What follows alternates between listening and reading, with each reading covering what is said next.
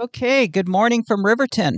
Hopefully, everybody can see me this morning and everything is working. We are reworking everything around here, different computers, different everything.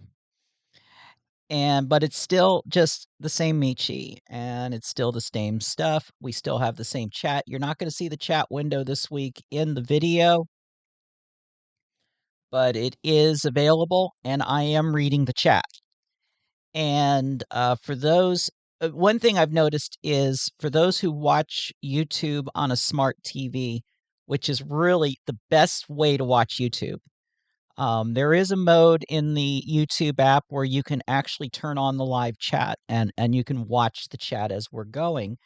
Ryan and Brock already in. Good morning.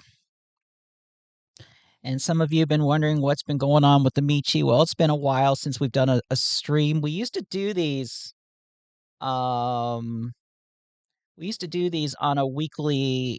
a near weekly basis. And just a lot of things have been going on, and I have lost for a while there. I just completely lost the bug to do content creation just because of everything else going on. We are going to be starting a new we're going to be going on a new wave of content creation now that the weather is going to start cooling down. It's going to be a little easier to work up in this room. Keep in mind, this room, even though we have air conditioning, during the summer here in Delmarva, it gets so hot in here sometimes that the poor little air conditioner cannot keep up. And a lot of times at about 1 or 2 in the afternoon, I go downstairs and I work remotely.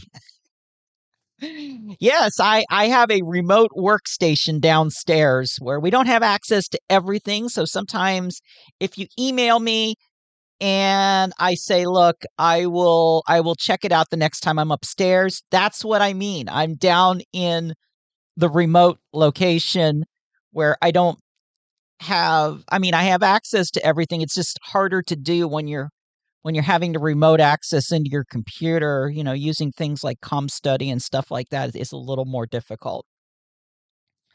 Let's see. I think Ryan's asking about the board in the background. That is a BMX3. That was that I got for free in a fire sale situation. It was I got word that Entercom down in Virginia Beach was completely gutting out their studios and doing a complete digital rebuild. So they had a whole bunch of old consoles. I picked up 3 frames. One of them went to Rehoboth Beach at WWSX. And one is sitting in a shed rotting right now, unfortunately, because I have no place to put it. This one, I was able to save. It's not totally working yet. There's still some issues. I'm working with somebody right now to see if we can figure out how we can ship this thing out and get this thing repaired and get some new modules in it. Get the rest of this board cleaned up. If you look on the title of the YouTube page and you see the cat lying across the board, that is the board right there. It's a BMX 3. I think it's a 14. We hope to get that up someday because we hope to have a station here someday, and it'd be nice to have a decent little board hooked up to it. I mean, it's either that or it's going to have to be, I mean, you can't really run a radio station off of a Roadcaster, although you could try. Anyway, um, probably the reason why you're all here is updates and where we're at on some things. Today we're going to talk about LPFM filing windows. We're going to be talking about EAS, and we're going to be talking about translator reform. And you're going to wonder yourself, what is translator reform? Well, we're going to talk about translator reform. Just give me a little bit here, and we'll get that going. And of course, your questions in the chat. And we'll try not to linger on too much here, like I'm already doing. Anyway, current update as of September 12th, when this is being streamed. We still do not have a date from the FCC. A public notice has not been issued. The FCC, I do sometimes get a little bit of inside information, but it just not the big things. There's always just little things, but never the big things. So before an LPFM window opens, I don't know about it first. I know about it the same time you know about it, when the FCC issues a public notice saying, hey, there's going to be a window. So we don't know when it's going to be. But I can tell you that right now, the way, the whole speculation that we are going to have an LPFM window came from something that the FCC, the commission, said in the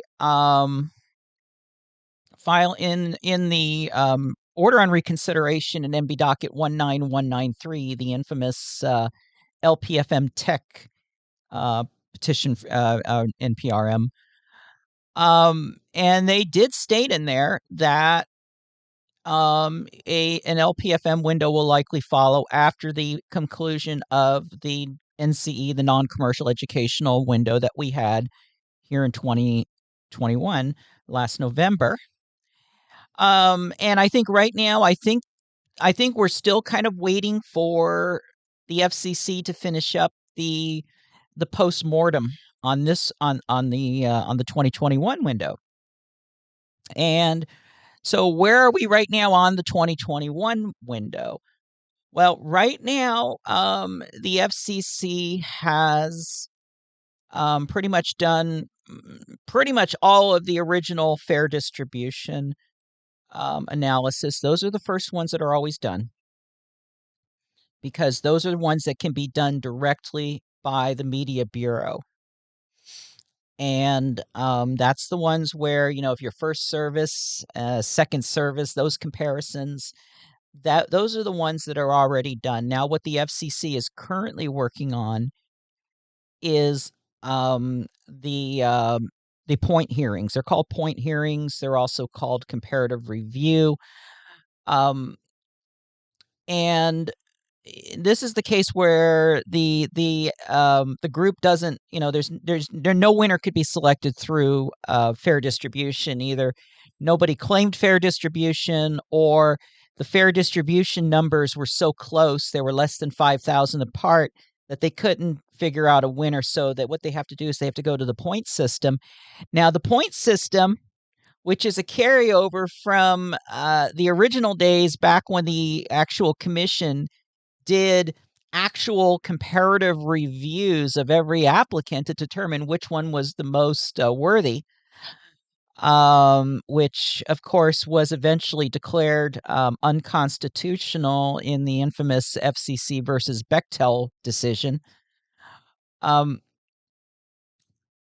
We have to go through this point system, and the point system is a full commission handled proceeding. It's not it's not just delegated to the Media Bureau. Now, of course, the Media Bureau does all the legwork. The Media Bureau does all the legwork and says, okay, here's the ones that qualify. And then what they have to do is they have to send it over to the commissioners for their rubber stamp. And then once that happens, you will, then the decision will be adopted by the commission, and then it will be released.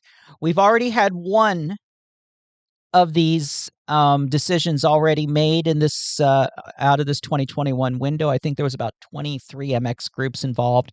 There's still about another 65 or so MX groups to do. And the word that I'm hearing is that there should be 2 more point hearings this year. It is very possible the FCC can get them all done in those 2 point hearings. We've seen that in 2007. We've seen some cases where there was like 70, not 70, like 50 or so MX groups in 1 point hearing.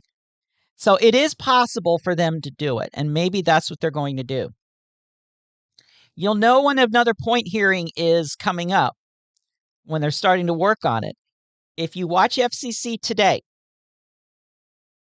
and you watch the FCC.today, and you start seeing a lot of dismissals on some of the pending construction permit applications, and they're in the MX groups that are in the point system, then that is a good clue to you that they are working on it. Because what they do is they first weed through and they try to find, the defective applications, and then they give them 30 days to try to fix it on a nunc-pro-tunc. So if you see that, that's kind of like the precursor of, okay, at least about 30 days or so later, then the FCC is going to do the preparations for the for the document, and then submit the document on circulation to the commission, and then of course all 4 commissioners will rubber stamp it, and then once that happens, then it gets adopted and it gets released, and then we have point decisions. That's how the point system works. We think that once the FCC is done with these main point decisions, that we will see them finally start the process, putting out a public notice for the LPFM window. Now they put out the LPFM window notice beforehand. So again, we don't know. And, that's like one of the best kept secrets at the FCC right now is if and when this LPFM window is going to happen. So we wait, and we wait. But that's not stopping REC from moving ahead. Today, we are announcing that as of today, we are starting to take show of interest for the next LPFM, the 3rd generation LPFM filing window. Now, this is going to work a little bit like the NCE show of interest process. We're using a different website, a different form, different everything, but it's still basically the same, along the same line, is that you're going to be able to run a search on a location, and if that location shows LPFM potential, then you'll be presented with a form to fill out. It's going to ask you some basic information about the organization, where it's incorporated in, what's the address, what type of educational organization is it, what are the educational objectives, how's the station going to advance the program, because that's important information that we're going to need, and of course contact information. And that information will go into our systems, and then you'll be contacted from me, and you'll go through the process. We did this for the NCE window. This show of interest process was very successful in there, and so we're going to discuss that and discuss how we're going to do this. Now we're going to go to. Let's see if we can get this up and running. The website that this is all going to go on. Let me just make sure I'm still talking here. Yes, I am. The website that this is all going to go on is lpfm.app. There it is, lpfm.app. We are now, of course, some of you may already know this site is already here, because if you were very observant, you would have seen us put some of the window dressing on recnet.com. It's out there. I am going to be releasing a new an update to advisory letter number 10 to advise of the show of interest. Now you're saying to yourself, why are you doing a show of interest now, even though the FCC hasn't announced anything? Well, the sooner we get you in, the sooner in, the better off, the more prepared you're going to be. So that way, if there are issues, we can deal with them. Now, of course, the one key thing to remember is that spectrum is fluid. And what may be available today may not be available tomorrow as other stations make modifications and such. One of the things we are doing that's going to be a little different about this window than we did in 2013. Now, of course, in 2013, we did have an LPFM search tool. And at the time, REC was not providing a full service where we did everything, where we got all the information from you, we completed the application, we filled it out and tracked it and everything like that. We did not do that in 2013, believe it or not. What we did in 2013 was we did kind of a docs-only arrangement where if an applicant wanted us to do their second adjacent waivers and all that, we put together this document that, was like what we used to call the Exhibit 11 on the old CDBS, and now it's we call it the comprehensive exhibit, and then also a separate sheet that wasn't filed that basically told you what to put in the text box section of the old CDBS Form 318s. That's how we did it back in 2013. And of course, we did our filing window in 2021 with the NCE. We came up with this structured process, this 5-stage process. It worked out very well. It worked out very well for the applicants. And this is basically what we're going to do here in this window. Now, one of the key lessons learned that we had from the LPFM window from 2013 was that we had an LPFM search tool at the time. And the problem was that, of course, people were just taking the LPFM search tool data and submitting that and saying, yeah, there's channels available here. Here, look, this is what the search tool says. And, we did provide some information on second adjacent waivers. It wasn't, we intentionally did not make it super accurate because we didn't really want people using the tool to file these, these extensive, complicated applications. But because of the problem with that, and because of the fact that we are running a full service this time around, unlike a mini serve like we had the last time,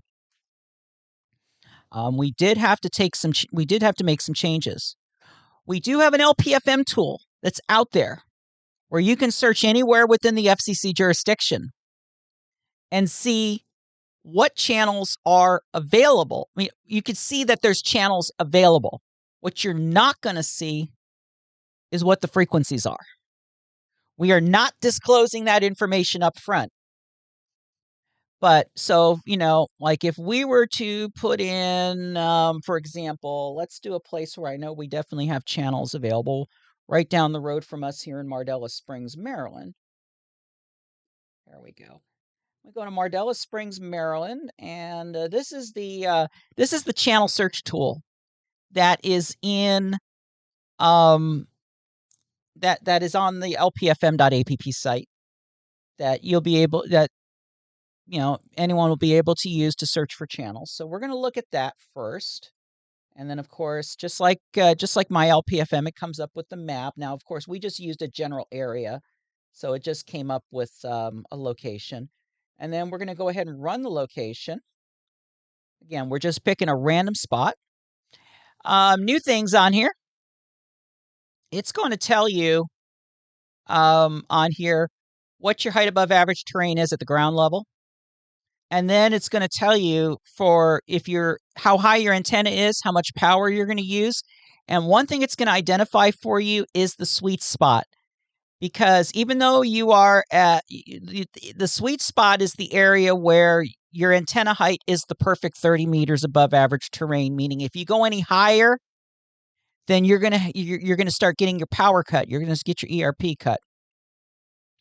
So at this location, we determined that 31 meters above ground level, just a bit over like 105 feet or so. That's a sweet spot. Actually, 103.7. Yeah, we actually did some conversions here because we found that a lot of people who are new to radio still speak in feet. So we do not, so we have to speak in feet for them. So we try to put as much stuff in here as possible in feet and miles. And that's what we're going to do here. Now you're going to see that, look, we've got channels. We've got 6 of them. But look at that. We're not telling you what channels they are. All we're telling you is there's 3 channels in the 90s and 3 channels in the 100s. And that's as far as we're going to go with this tool. Just this specific search to get you in the door. And then, of course, since channels are available, the show of interest form has come up. And then you just fill out all the information. Now, one thing it is going to ask for is it's going to ask for you to create a password. And that password is for our systems because once you're signed up and you have filed a show of interest form, then we go to the next step, and because now we have a client portal. This website does feature a client portal. And what I'm going to do is I'm going to go ahead and log in to the client portal right now. And on a fake LPFM record that we threw in there. So here's what you got in the client portal is, and we just, like I said, we just junked up some data here, but all your information about your application, everything that we know about you will all eventually go into here. So that way you can review this and say, hey, Michi, something's wrong. And then we can fix it and get that ready. It'll also track your applications after they're filed. Like I said, again, this is just garbage data that we put in there. You can get a status on your order, where we're at on the rate, on how much you've already paid. Now, this is going to be the next part that we're going to do, and it's going to be, hey, well, how do we get more information? Let's say I want to look at multiple sites in an area. Let's just say I gave you originally a community, but now I've got sites in mind. I want to check those specific sites. In order to do that, what you have to do is you'll have to create a client relationship with REC.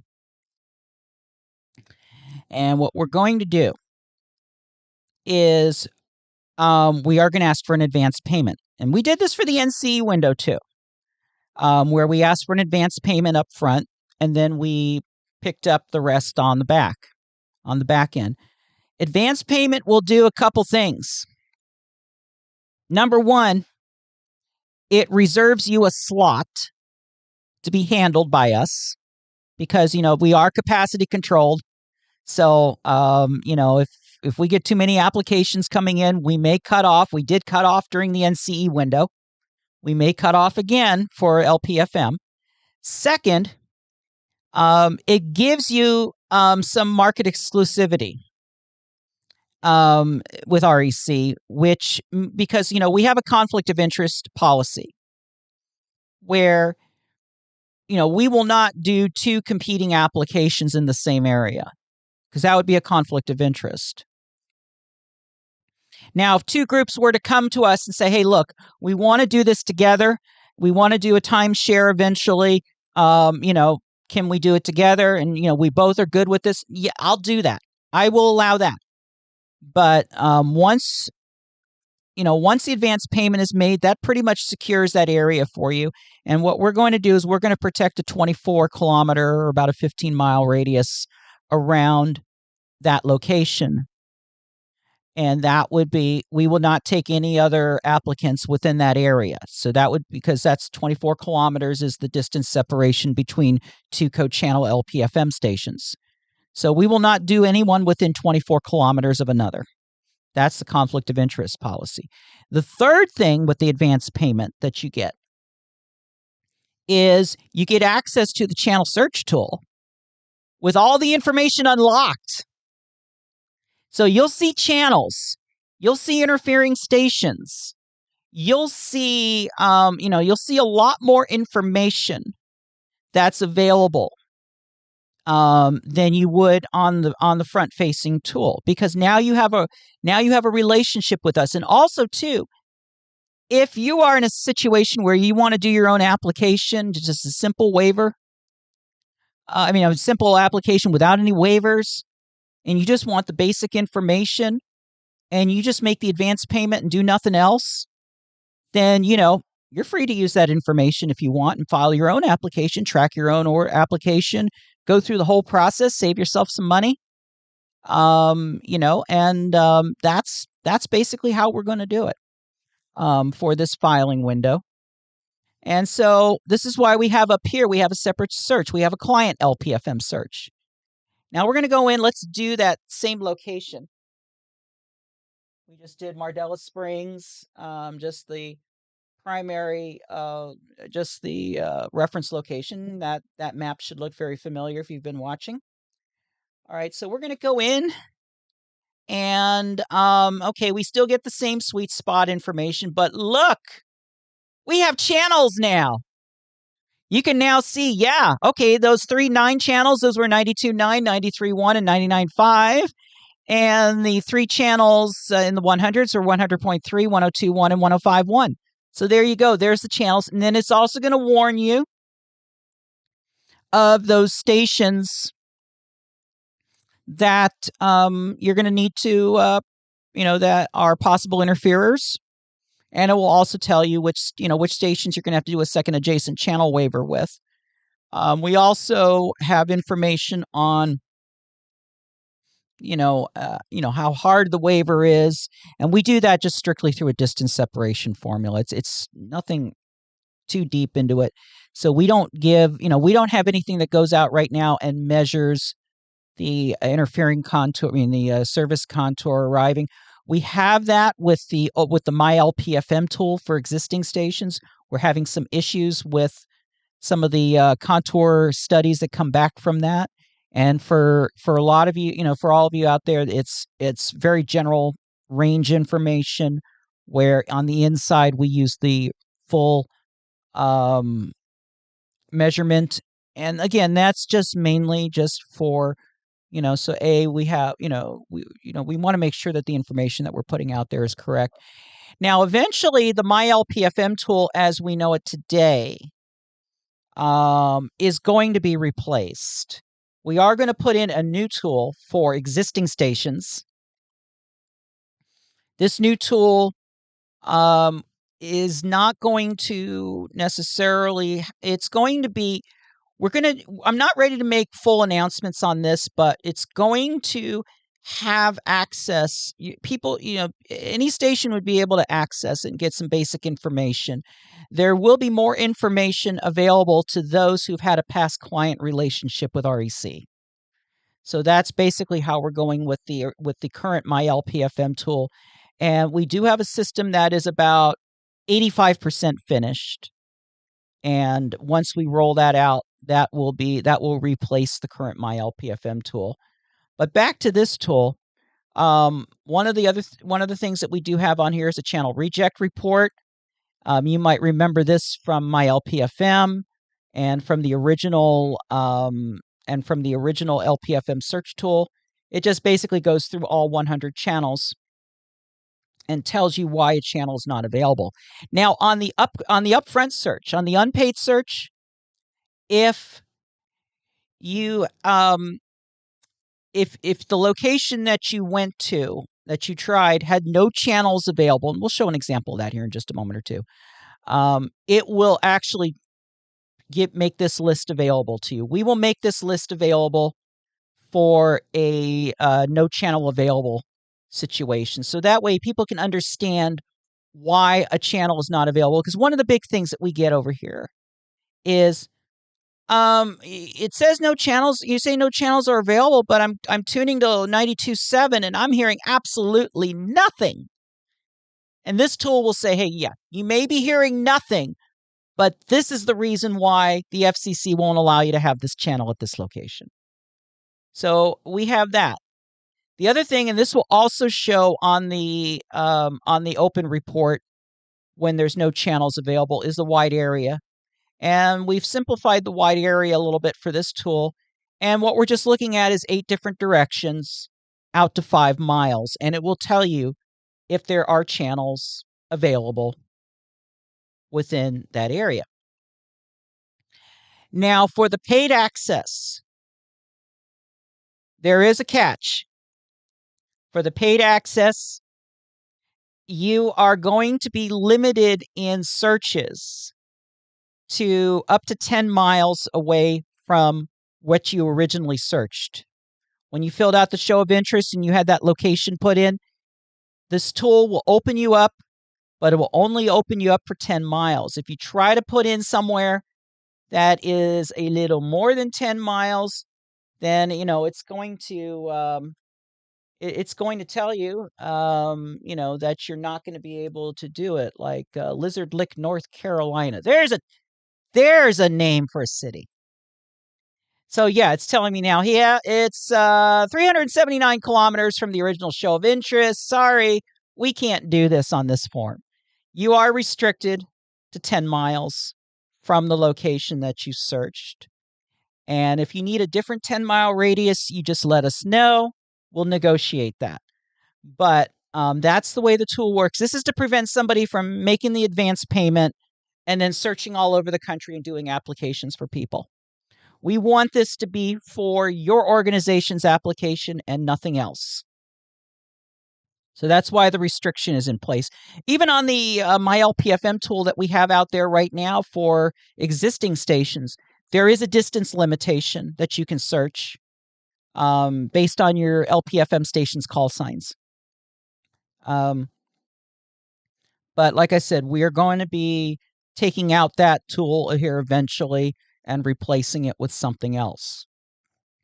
So that's pretty much how that's going to work. Now, if we were to look at a location where we know that there's probably not going to be any availability, let's look at Canoga Park, California, in the heart of the West San Fernando Valley, the Michi's old stomping grounds. And where does it put us at? Looks like it puts us on Topanga and what is that? Is that Sherman Way?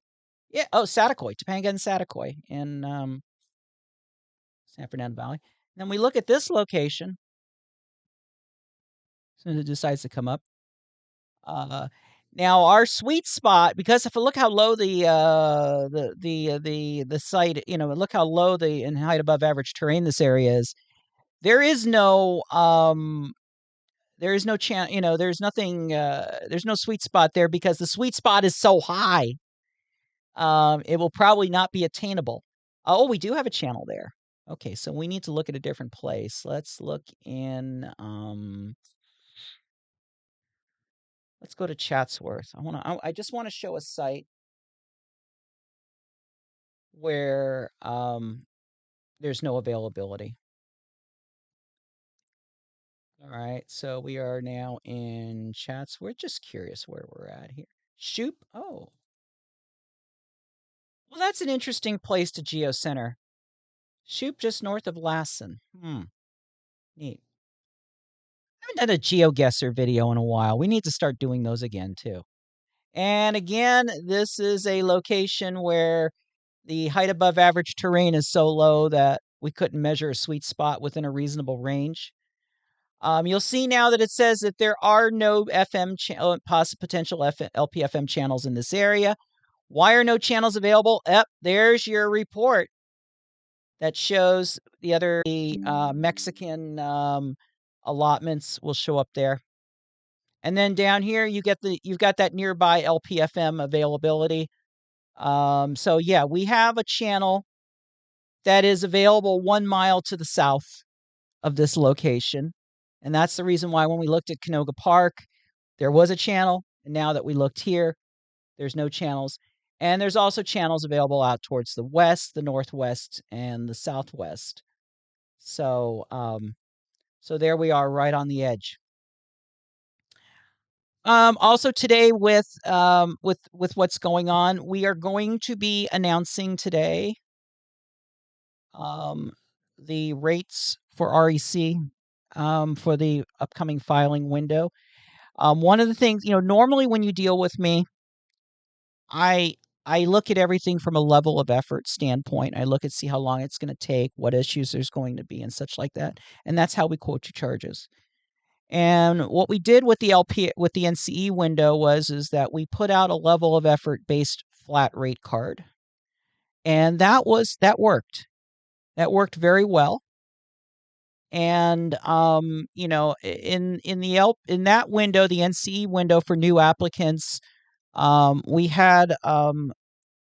basically had I think the low end was 1,500, and then it worked up from there. If we needed to do fair distribution, if we needed to do a directional antenna, then the rates would increment based on normal like we do with level of effort. Normally an LPFM level of effort is usually whether it requires a second adjacent waiver or not, how hard the waiver is, other factors that could come into play if you're near an AM station and we have to do an AM study and all that. Those are the various things that come into play when level of effort is being calculated.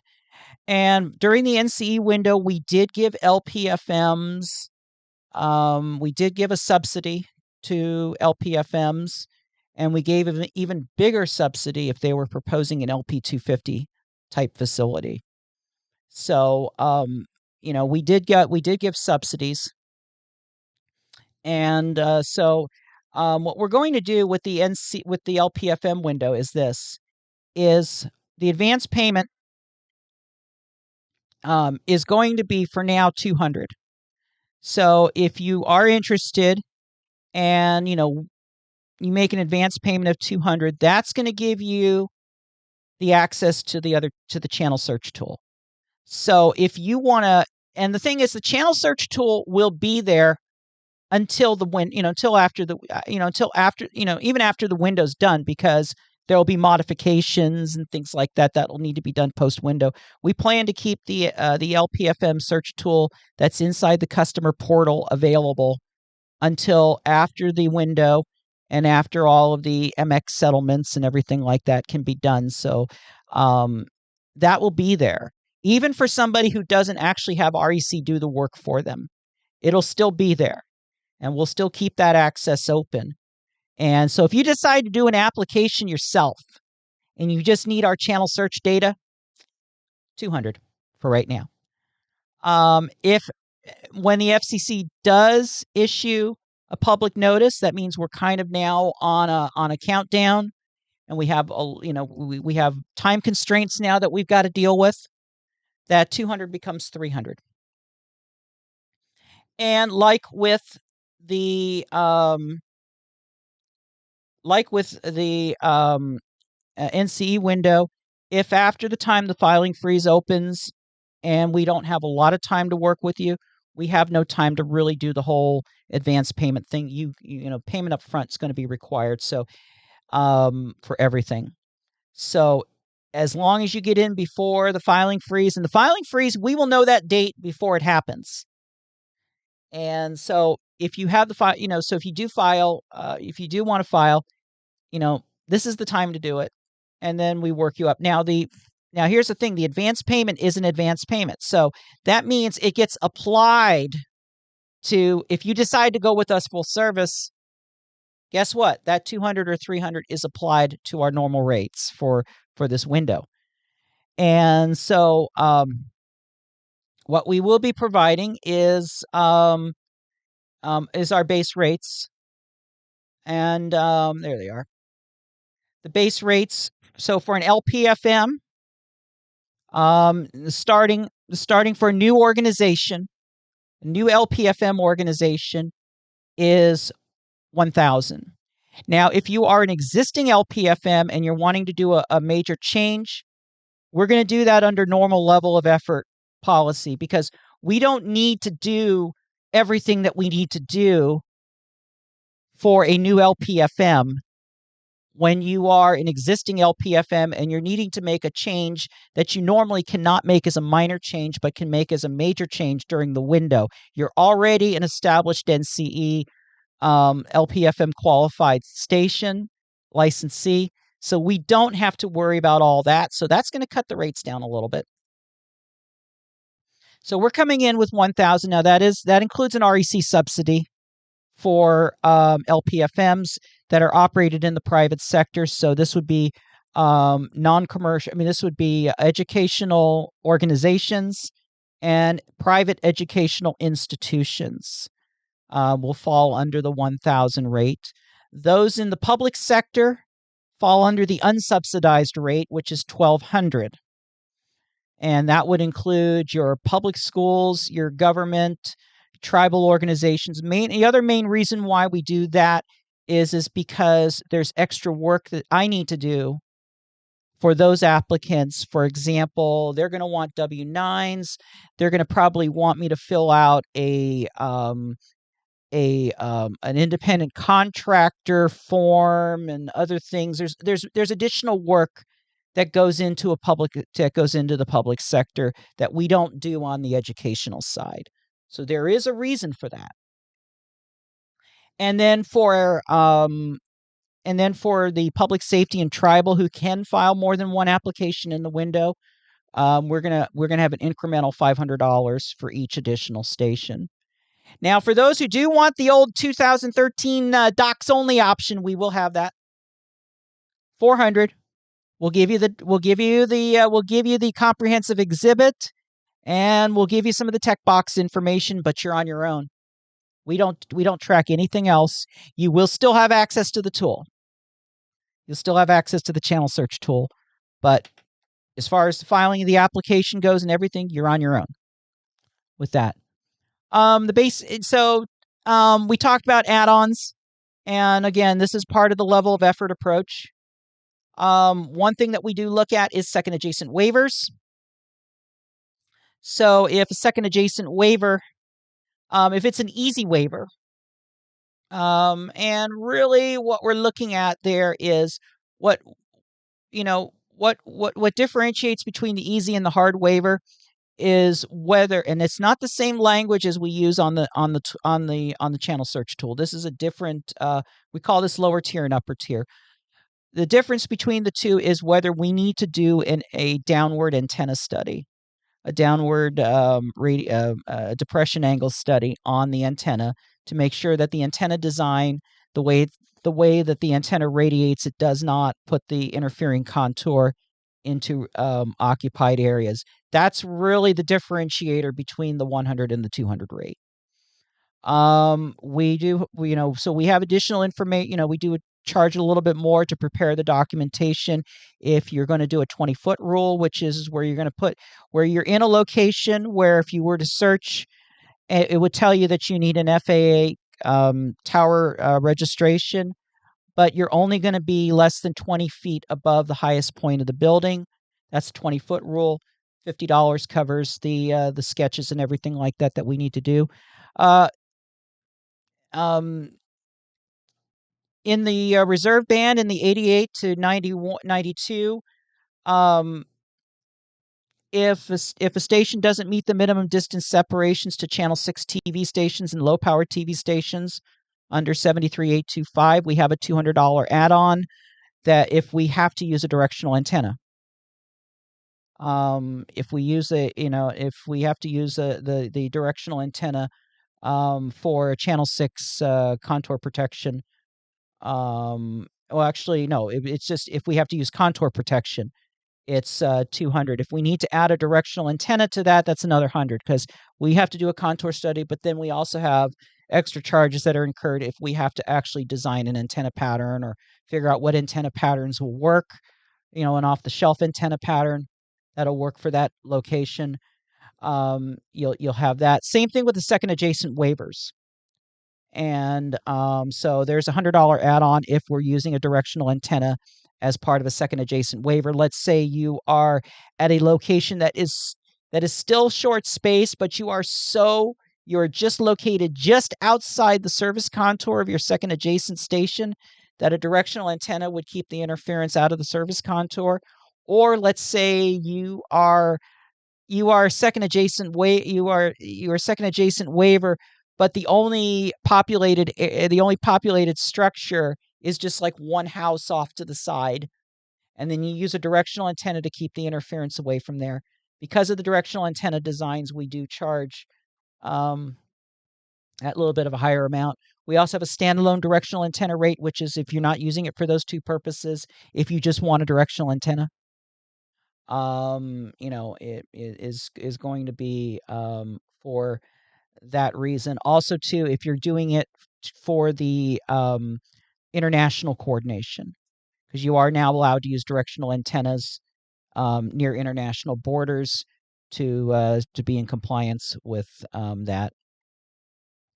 So that's so we will bill for that. And also too, if you're installing on or near an AM tower, we do charge a little extra for that because it is extra work on our part. That's actually a very generous price we're giving for the window here, $50 for $50 add-on on that. And keep in mind that if you are planning and proposing an LPFM station on, where an AM station has said, hey, yeah, you can put your antenna on there. There's a lot of work that goes into that. There's a lot of expense because, first of all, you have to purchase an ISO coupler for your antenna, so that way the antenna is the LPFM antenna is completely insulated from the AM antenna.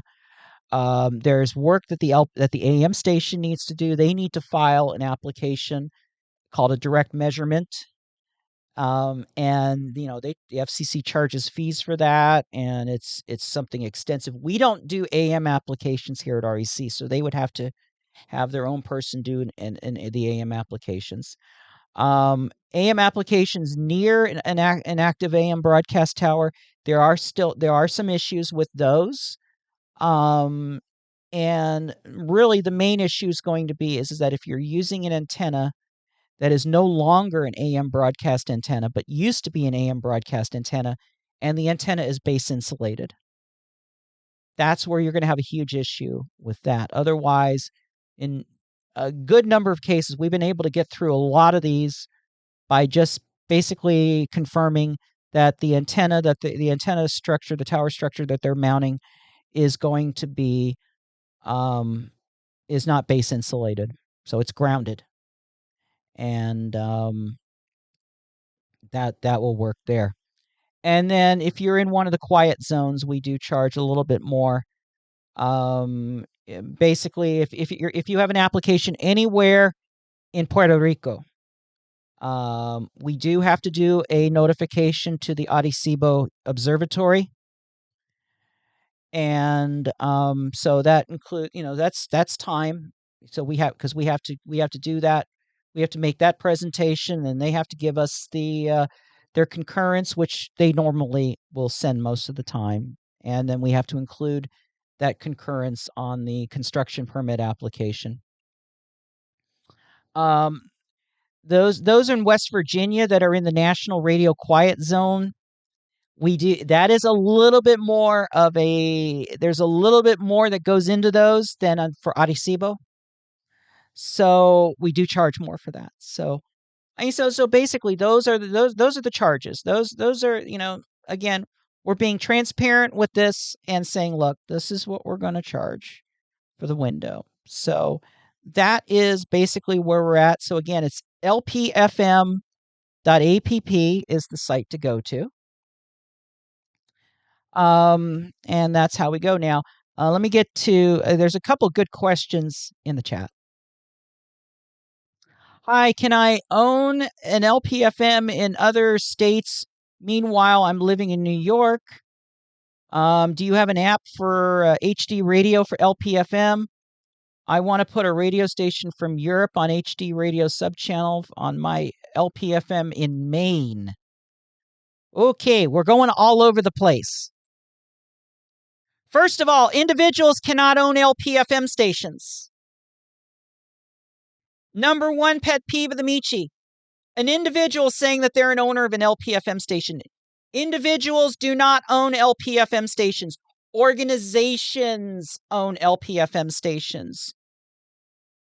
If you are a primary member, if you are a board member, yes, or you founded the station, yeah, you could say you're the founder. You could say that you're the president of the organization. You're the president of the licensee, but you are not the owner. So I wish people would stop saying that they're the owners of LPFM stations. That is such a commercial mindset. Individuals cannot own LPFM stations. Now, the organization must be local. So this means that that under 73.853 of the rules, it basically says there that in order for an organization to be local, they have to be there has to be a headquarters, a campus if it's a school, or 75% of the board members residing within 10 miles of the transmitter site if that transmitter site is in a county that is considered a county in the Nielsen Audio top 50 markets. If it's outside the top 50 markets, then that distance is increased to 20. There are different rules for government and tribal, but for everybody else, that's basically what it is. And again, an organization must be a nonprofit organization registered in the state that has that has an educational purpose, and the station is going to be used to advance that organization's educational program. That's how LPFM works. Do you have an app for HD radio signal for LPFM? Don't know where you're going with this, but there are right now there are six LPFM stations that are currently running digital. I'm aware of a seventh one that is being constructed right now. REC currently has a station on KBUU LP HD3 in Malibu, California. We are delivering our J1 HD service to that station. And it's a mix of all the J1 stations music format together, and it's they're loving it out there. We're getting reception reports. It's a good thing. But LPFM stations can run HD, and it's just the normal process, just like any other HD station. You construct, and then within 10 days, you file a digital notification with the FCC to let them know that you did it. I want to put a radio station from Europe on HD radio subchannel on your LPFM, on my LPFM in Maine. Okay, so you have an attributable interest in an LPFM in Maine, but you're living in New York. Don't be coming to me with those kinds of situations, because now you're you kind of have me questioning attributable interests and all that. Yeah, no, be careful with that. You want to, if you have full consent from that other station, you could technically do it. Now, of course, the content cannot be commercial, because then you're going to get yourself into a whole boatload of problems there. And you also make sure you have to identify on the hour locally, and you have to make sure that you've got EAS running and everything. Same thing with the Catholics with EWTN. Same thing. You got to make sure that even though you're running that satellite feed, that it's getting an insert once an hour and that you've got the EAS inserted. So those are the things to watch out for there. How old? Okay, this is an excellent question. This one comes up all the time. How old does the educational entity have to be before filing? The answer is, as long you can, if the window started on September 13th, if you have your stamp from the state Secretary of State's office showing that you're a valid corporation as of the 12th of September, you're good. However, this is the cause of the confusion, is if an organization has an established local presence for at least 2 years, meaning that your corporation is at least 2 years old, and within the and for at least 2 years that the headquarters or 75% of the board members have lived within 10 or 20 miles that we talked about before, then you get to claim that coveted fifth point. You get to claim that point for established community presence. And that will give you an advantage in the window if there are competing or mutually exclusive applications.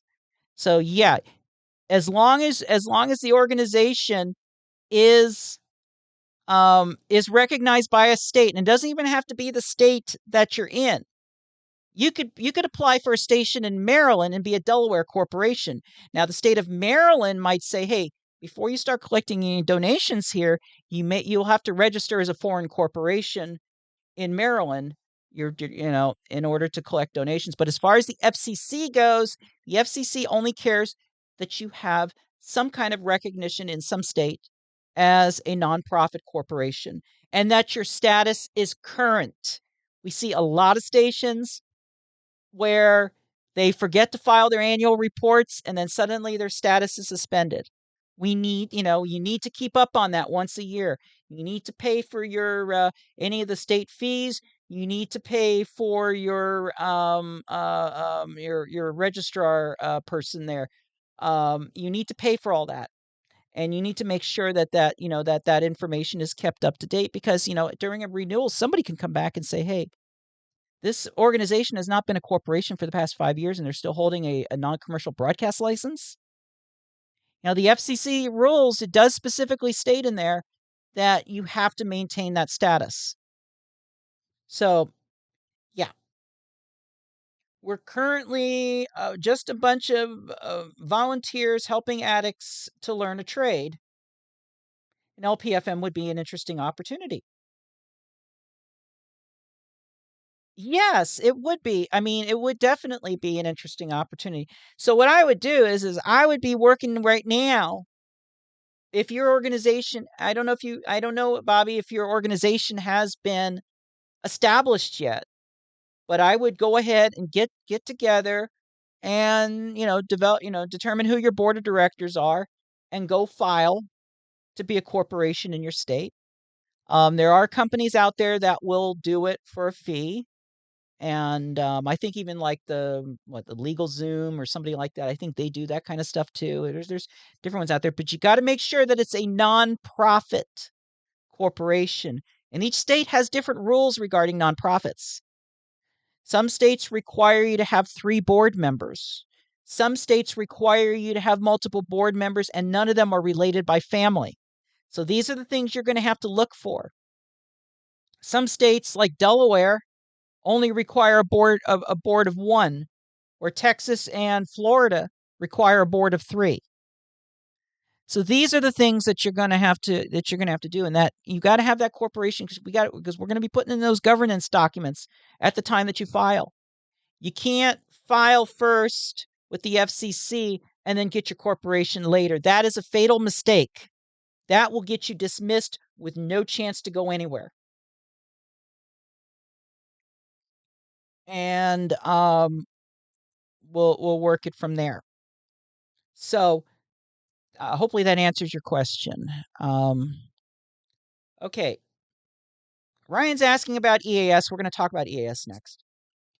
But first, Diet Pepsi break.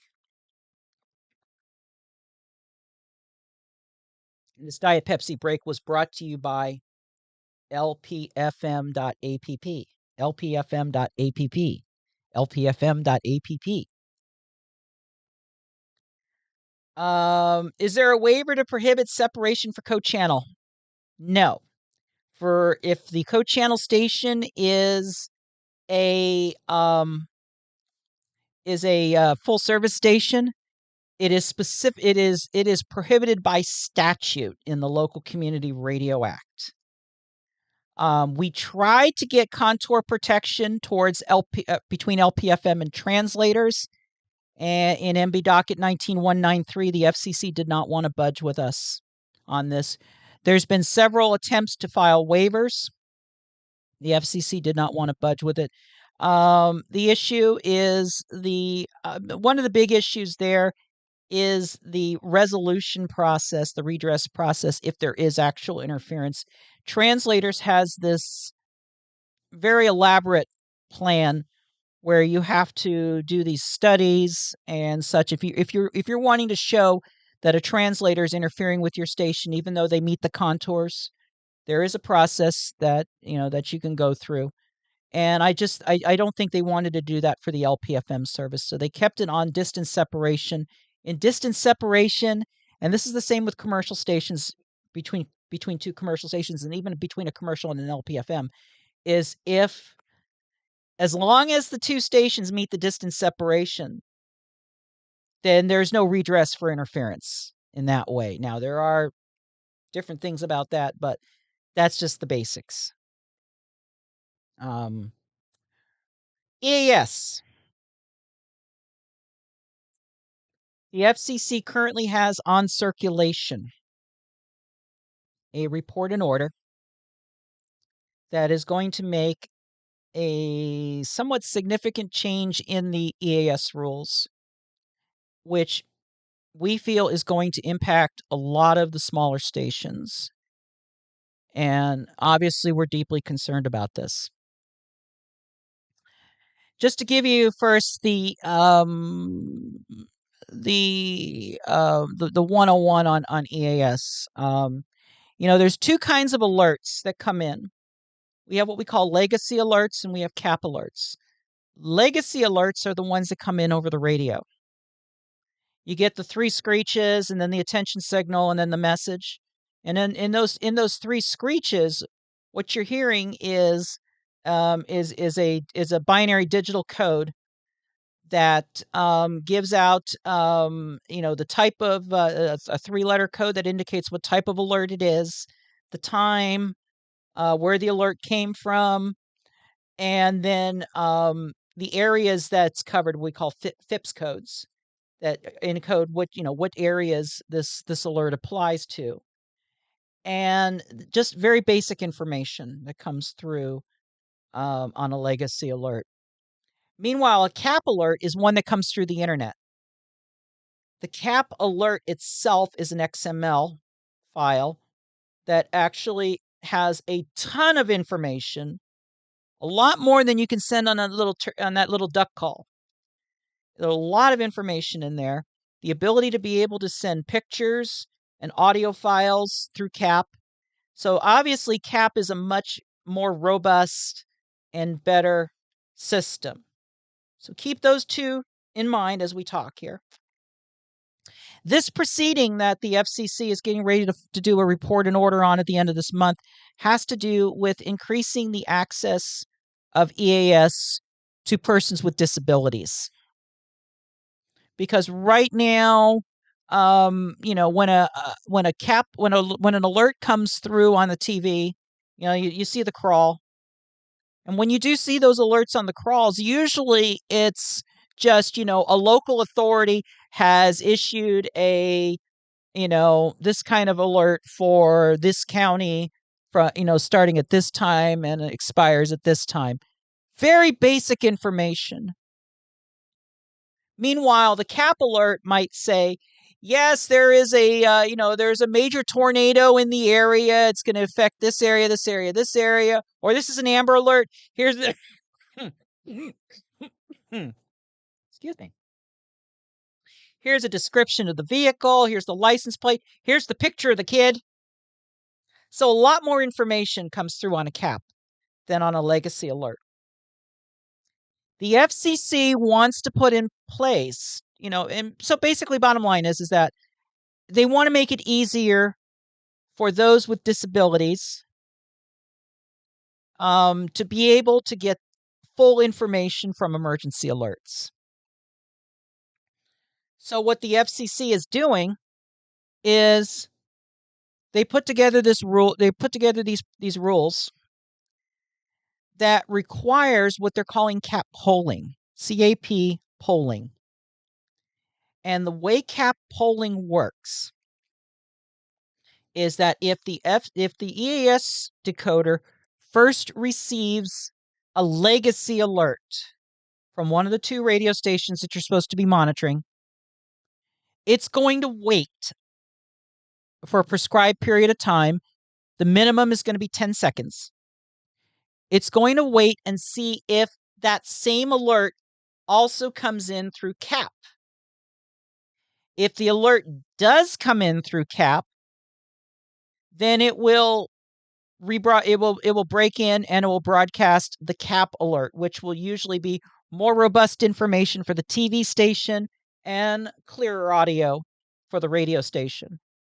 So that would be so that's what would happen. And if there is no CAP alert for the legacy alert that's received, then the system will time out and then it will just forward the legacy alert to the listener. That's what the FCC is doing. That's what the FCC is going to do here with CAP polling. The problem is there's probably a lot of EAS decoders out there that do not have this capability right now. And in order to get this capability, it's going to require a software upgrade. And in few rare cases, a hardware upgrade. I can tell you that if you are running a DASDEC as your EAS, and you currently have DASDEC version 4, 4x anything, 4 dot anything, you're good to go. You've got it. I'll show you how to use it here in just a moment. But if you are DASDEC 3, then you will need a software upgrade. If you are a very early model of DASDEC, then you may need to replace your equipment. Now, I did reach out to Sage, and they weren't willing to comment until after this report and order is actually adopted. Now, the report and order right now is in circulation. It's kind of in this 3-week purgatory between the time that the agenda is announced and the time of the actual meeting. We have a couple of weeks where we can try to finagle some discussion with staff, but in that last week before the meeting, that's the sunshine period, we can't do anything. So that's basically what's going to happen. This has nothing to do with false alerts. This has nothing to do with false alerting. We know that's an issue. And of course, the main way to prevent that from happening is to make sure that your EAS decoder is not on a forwarded port that could be received from the outside, or if it is, that you've got a really good strong password on that thing. That's the only ways to prevent that, from EAS break-ins from happening like that. So, those that's what we've got there. But like I said, we're not sure about Sage. We don't think that Sage has this capability, and we don't know what Sage's policy is going to be. Sometimes they do these software upgrades for free, where DASDEC doesn't. So, and sometimes DASDEC is better than Sage. So, it's going to be a crapshoot. We also have Gordon Redlich out there. We also have Trilithic. We don't know. We don't have any information from them. We have not even approached those two companies yet. I think there'll be a lot more information after the FCC has adopted this rulemaking. There is still a little bit of time for us to get in there. I'm going to try to squeeze in some ex partes before the sunshine period closes to see if we can get some relief for radio, or at least for the LPFM and small NCE stations and such. But let's see what we've got here. If you do have if you do have a DASDEC version 4, you can, this is basically how you do it. Let's log in. We have a DASDEC here in the lab. And so, we do get alerts here and such. So what you're going to want to do, if you do have a DASDEC 4, if you do has DASDEC, a DASDEC 2 version 4, you're going to want to click on the setup, and then you're going to want to click on alert agent. I believe it is. Yes. And you're going to see this option here, triggered cap polling. All you have to do is just check that box, make sure that box is checked, and make sure that that value is 10 or greater. You're good to go. The DASDEC does not have that feature enabled by default. So when after this goes out, any station that's running a DASDEC with version 4 software, you're going to have to log into your box, go to setup, go to alert agent, check that box for cap polling, and change the value to at least 10. And then you'll be fully compliant with this new rule. So that's basically how that works. And that's where we are on that. Let's take a look here. The way that radio is going AI, insert additional information into the alert, like license plate or car information. Well, that's why we have cap. The problem is this with cap. This is my big issue, and I don't know if this is the same everywhere, but it's this way out here in the Delmarva Peninsula, in the lower Eastern Shore operational area of Eastern Maryland, is the only alerts we get via cap are the required monthly tests, the required weekly tests, and a very occasional Amber Alert. That's all we get through cap. Nothing else comes through cap. Most of the stuff comes through the Weather Service, which they are not using the system. They should be using the iPause system. That's the system that feeds cap, that feeds the cap alerts. It's called iPause. They're not doing that. And the thing is this: if they were able to deliver the weather radio alerts using iPause, we would have studio quality announcements going over the air instead of having to rebroadcast a narrowband VHF radio. We would also have more robust announcements coming from the Weather Service, which would be a huge bonanza benefit to the disabled community. I would love to see more stuff come through cap. But the problem is there is nothing going through cap right now that I feel warrants an LPFM station that hardly has any budget at all from having to do a fundraiser and having to raise $500 in money for for this project when that money could be going elsewhere. Because for a radio station that's not digital, I will say that much, the cost benefit is not there. And this is the point that we need to make in this situation. The NAB, the evil NAB, the people that fight everything that we want to do, they actually have the same position we do. They do not want to see this for radio. The FCC's excuse on why they want to do it for radio is because of digital radio, because digital radios could display more information, and because the audio from cap is clearer. The problem is nothing is coming through cap. Nothing is coming through cap. And I think a 1-year deadline on this, especially in LPFM, where we only have 6 stations that are digital, 7th on the way, and, not 1,993 or so of the rest are not digital.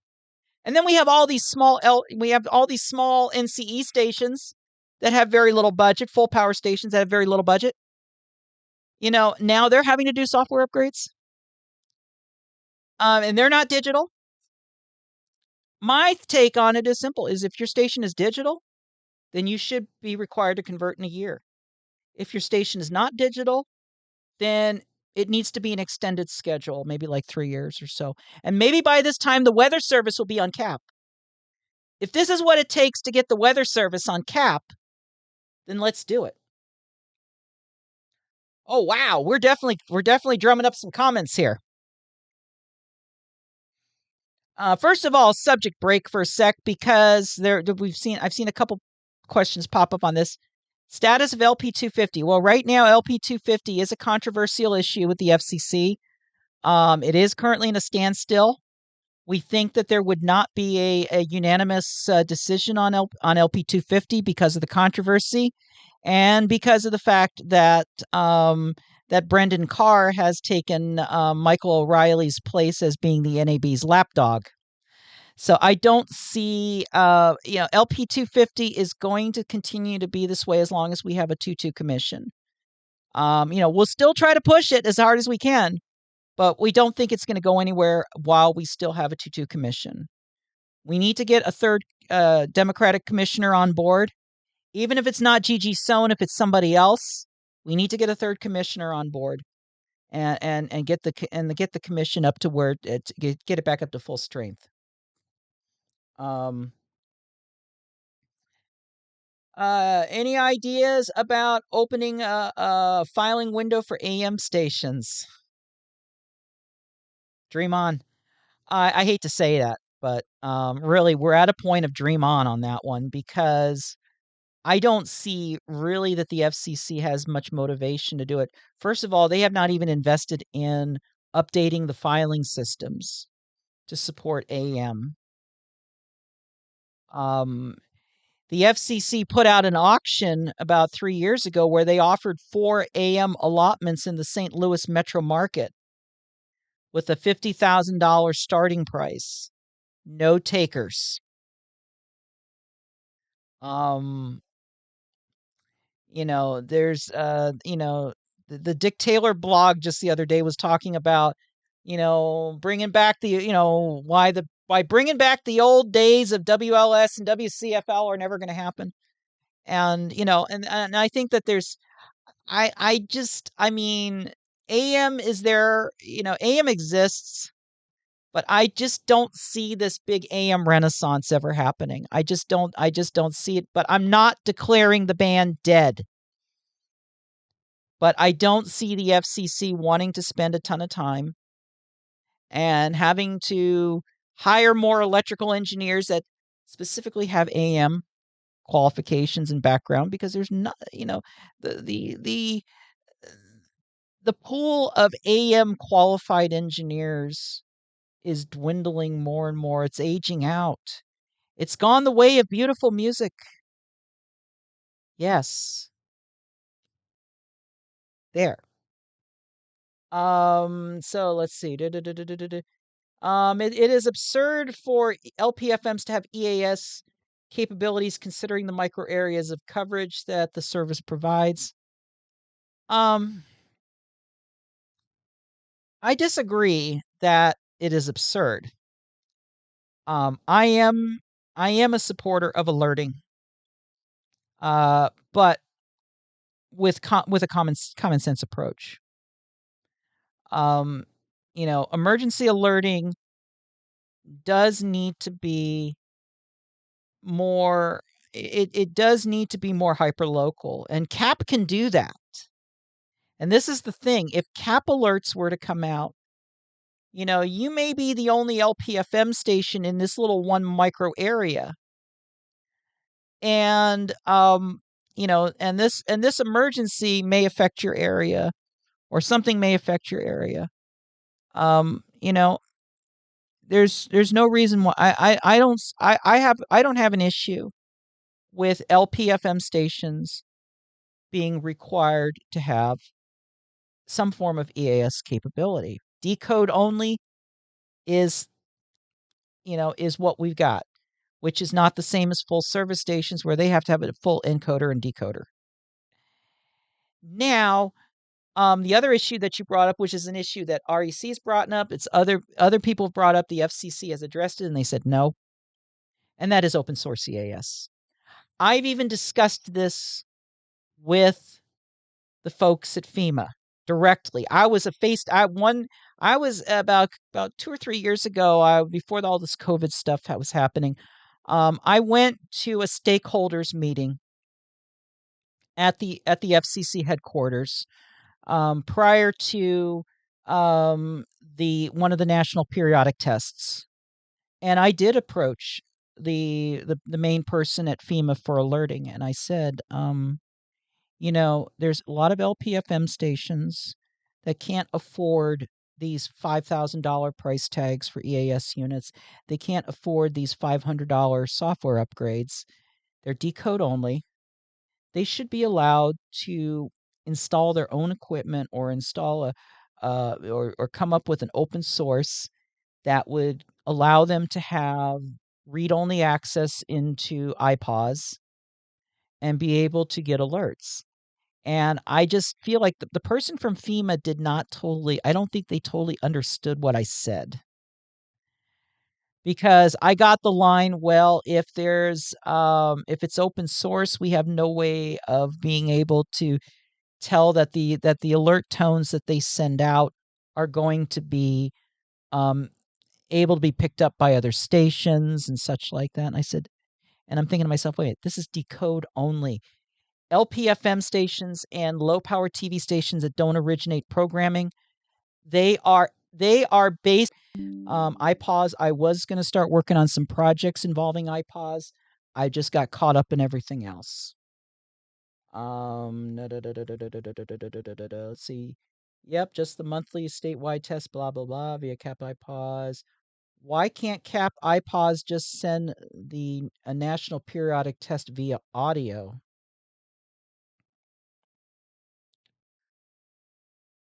Well, it does. When iPause is included in the test. Now, the last couple tests, the FCC did. I mean, the FEMA, which runs the EAS. I mean, they're basically the overall caretaker of the EAS.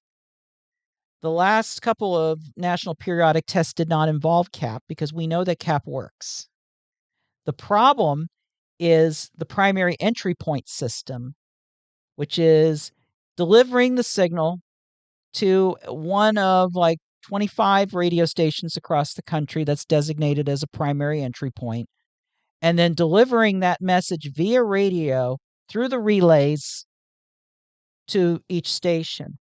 That's where the problem is with this. That's the sticky wicket with this. Every year we had it happen, the last time we had it here, because like out here on the Eastern Shore, our PEP station is WBAL AM in Baltimore. So this means that our EAS station here picks up either WBAL directly, which is very difficult here from the Eastern Shore, although they do put in a fair signal during the day. Or it has to be relayed from somebody from another station on the Western Shore that's also an LP station, another lead primary station and such. And it's, by the time we get it, it sounds like the aliens are attacking. If you go to my SoundCloud, you're going to find recordings from past NPTs, what we picked up here on our box. And I'll tell you, it was pretty bad. I've said many times that this dependence on radio and the PEP system is just not working. And we do need CAP. In Canada, it's all CAP. There is no radio relay system like there is here in the United States. Your box only needs to pick up CAP And guess what? There's equipment up there that you can use there that you can't use in the United States that doesn't require the United States certification to be used in Canada. Company called Open Broadcaster has kind of an open source-ish EAS type system, but it only works for Canada.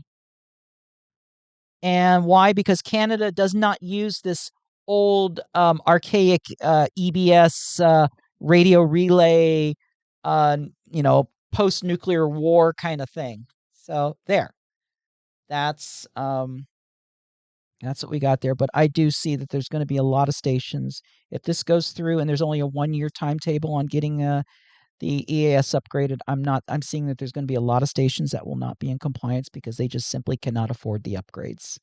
And it's totally understandable on their part.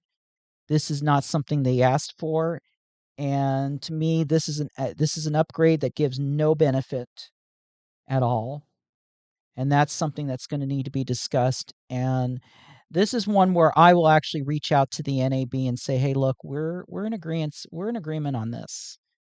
And I seriously think there's going to be a petition for reconsideration on this one. If it doesn't come from the NAB, it might come from me.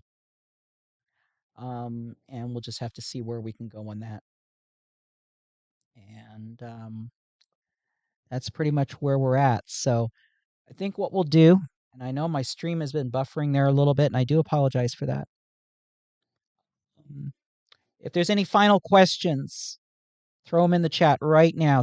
This is last call. Any final questions? Into the chat right now.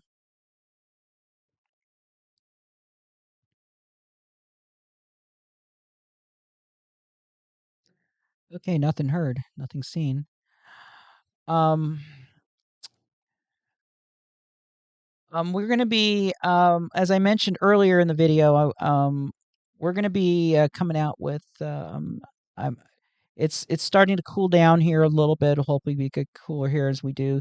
Give us some time to do some content creation, and especially with the possibility of a window next year, we're going to start putting together some content here, and so be looking for it, and it will be information that'll be helpful for both existing broadcasters, even the experienced ones, and we hope to do some interesting instruction.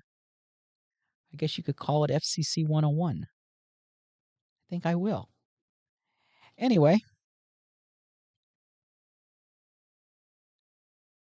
Oh, good question. Channel 6, because, we need to talk about that. Thank you for bringing that up. That wasn't on the agenda for today, but I do want to bring it up. Because that is an excellent question. Will Channel 6 be an issue if they gone digital? That is currently being discussed right now. It's MB docket 03-185. This is a proceeding that I have been very deeply involved with. And just to give you an update, we are still waiting for a decision, but the FCC has pretty much drawn the conclusion that the rules, the Channel 6, the FM to Channel 6 protection rules need to go away. And of course, obviously, we support that. The problem is that we have a couple of very vocal opponents to this. The big one is being up the road from us here in Philadelphia, WPVI TV, the big Channel 6 station. They are the only major market network affiliate that is still on RF Channel 6. They are having so many problems right now with reception because all their competitors are on UHF. They're the only ones left on VHF low band. This has been a big issue. The thing is that we've looked at the REC did some extensive research on this and looked at the different ways that we could do the different ways that we could look at protecting the Channel 6, the band edge of the Channel 6 all digital stations, not the Franken FMs, because their digital stops way before, and there's actually no modulation within that last 150 kilohertz of spectrum for the Franken FM. So we're not even going to talk about that. That's a different issue altogether. That's another issue that's being discussed in the 03185 proceeding. That's actually the main issue that's being discussed. But on the issue of providing of channel 6 protections from FM stations,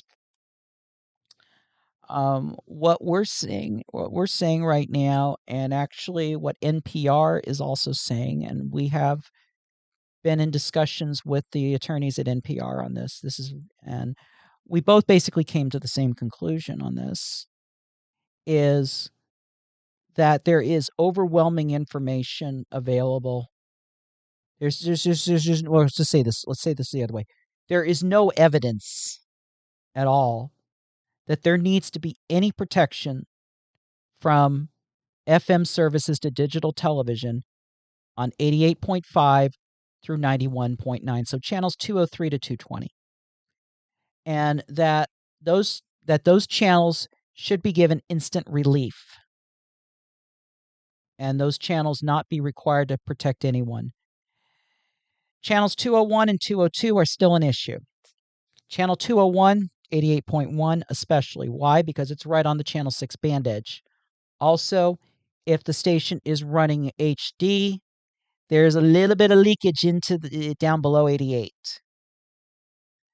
So at this time, without any extensive lab testing, without any extensive studies, it's REC's opinion, it's NPR's position, and even the trade organization that represents the Franken FMs, that represents the 13 Franken FM stations that are currently authorized to operate, they're also in agreement with us that we need to eliminate all protection requirements on channels 203 through 220, so 88.5 to 91.9. The inclusion of that band is arbitrary. The NPR points out in their comments in this is that rulemaking that came around in 1985 that put those channel 6 FM to channel 6 protections on there were to address the television receivers that were manufactured in the 1960s and 1970s. This was a 1985 rule addressing 60s and 70s era TV sets that still had old analog mechanical tuners. Remember, chunk, chunk, chunk when you change the channel? Hopefully some of you are old enough to remember that. What I call the mechanical tuners. Yeah, they were more vulnerable to interference. But of course, the industry changed even before digital TV, when electronic tuning started to come out and phase lock loops came in, and there was no, even the early memory tuning, you still had these little variable resistors for each of the channels that you still had to fine tune. But eventually, when you push in 1, 2, enter, and you got channel 12, that's when things changed. And tuners were starting to become more software defined or firmware defined. And then, of course, with digital TV, you don't even have that anymore, because digital TV, the channel number and the RF frequency are two totally separate things. If you're on RF channel 6, you might display on the TV as channel 42. But the bottom line is that there's no more mechanical tuning. There's no more analog style mechanical turn the knob. And, remember the big outer knob too, where you could fine tune. Once you're chunked on a channel, you had to turn that outer knob in order to really fine tune the TV. Yeah, those are the days we're talking about here. Those TVs are gone, except in museums. Okay? There's no need for this rule anymore, at least as far as that goes. But there does need to be some kind of adjacent channel. I still think that there is an adjacent channel issue between the very high end of FM, the very low end of FM, and the very high end of TV. And so that's why I am supporting that.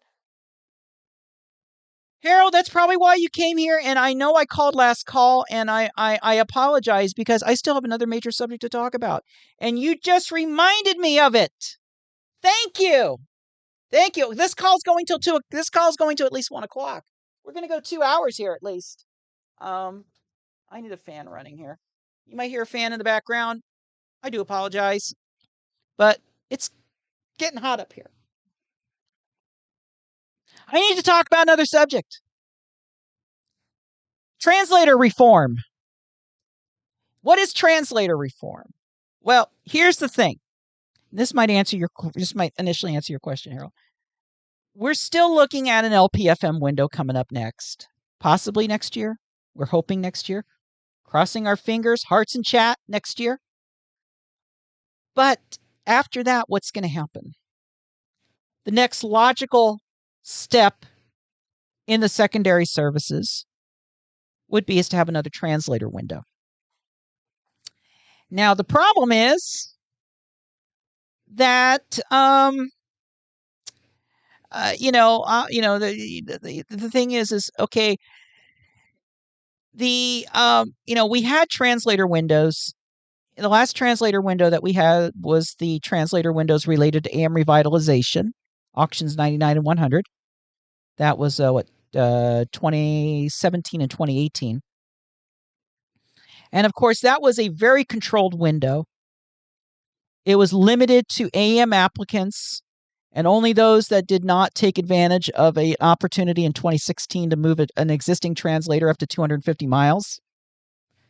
And then those windows were narrowed further, where the auction 99 window in 2017 was limited to Class C and D AM stations, and then the auction 100 window was limited to any other AM station, including any C's and D's that didn't file in the previous window. The last general translator window that we had in the non-reserve band, that's the 92.1 to 107.9 commercial band, we call it the non-reserve band, was in 2003, and that was a disaster. That was the Great Translator Invasion. That window took over 10 years to resolve. It took federal legislation, the Local Community Radio Act, and just a lot of rule changes and a lot of process changes along the way. That window was a sheer and utter disaster. And the reason why is because one rule that applies to all other broadcasts, all other radio services, does not apply to FM translators. And one person in Twin Falls made bank on that. So, what REC about a couple weeks ago filed a petition for rulemaking with the FCC. And this is what we are calling here translator reform. Because what we don't want to see is we do not want to see a repeat of what happened in 2003. We do not want to see that happen again. Now, following the President Obama signing the Local Community Radio Act in 2011, there were portions of that law that basically state that FM translators and LPFM licenses would be available, and they're based on community need. So the FCC came up with all these different processes. They came up, and they also had to address the trafficking issue, because that was one of the big issues that came up. During the 2003 window, there were over 13,000 translator applications that were filed. Over half of them were filed by 15 different organizations. A good chunk of them were filed by 2 organizations that were controlled by the same person in Twin Falls, Idaho. It's a company called Edgewater Broadcasting and Radio Assist Ministries. And the problem was that they filed all these applications. They used a program, and they just went ahead and they were an application mill. They filed thousands of applications just on their own. And they got all these singleton grants. They got all these grants. And what they did was they turned around and they sold these construction permits, these unbuilt construction permits, a piece of paper from the FCC, for profit, big time profit. I mean, in one rulemaking, we had them already in the 6 figures. In another, when we stopped counting, they were at like $4 million just in proceeds from selling construction permits. How do they get away with this? Isn't there a rule that says that they can't do this? That they can't fleece the government like this and basically get a handout from the government and then turn around and sell it for a profit? There is a rule. It just never applied to FM translators. There is an anti-trafficking rule that applies to other services, where if the construction permit is unbuilt, that consideration for an assignment is limited to legitimate and prudent expenses already borne by the seller. And I did my research in this, and I'm learning myself, okay, why does this not apply to translators? And apparently, at one time, this same rule also did not apply to TV translators. But when the low-power TV service came out back in the early 80s, the FCC allowed translators to originate programming like an LPTV station. So at that time, when they decided that LPTV stations could originate programming, they added them to the anti-trafficking rule, because now their applications are supposedly, those construction permits are now a lot more valuable than they were. So apparently, but at that time too, there were barely any translators. This was long before anyone ever thought about HD radio. This was long before anybody was really serious. But the only AM translators were the ones on waiver in Alaska. So there was not a lot of concern. There was not a lot of concern for FM translators. Well, guess what? Times have changed. 2003 proved that. Part of translator relief is we are asking that translators be added to the existing anti-trafficking rules. That will prevent a lot of your problem right there. We're also proposing to put in some of the stuff that was done following the 2003 window and following the LCRA, that was done as policy but not as rule. Application cap of we're proposing the same number that the FCC eventually came up with for the post application processing. This was after the FCC had already granted a ton of these construction permits already.